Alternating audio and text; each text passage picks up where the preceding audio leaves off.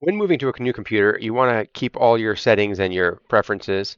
So what I typically do is go to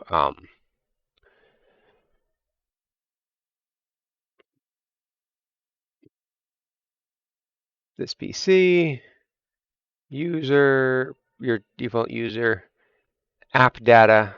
Now, this might not be visible if you have that set as invisible.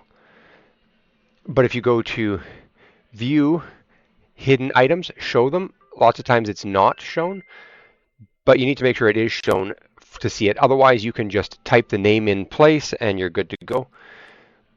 But I go in here and then I go into both roaming and I go to Prusa Slicer. I just copy this whole folder and then I paste it back on the new computer after I've installed the software.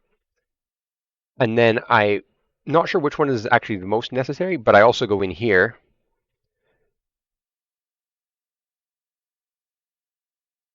and I grab it as well. And so you just grab everything that's in here.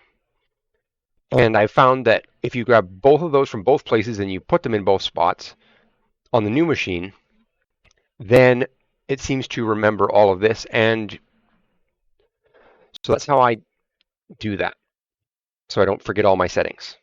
Thanks.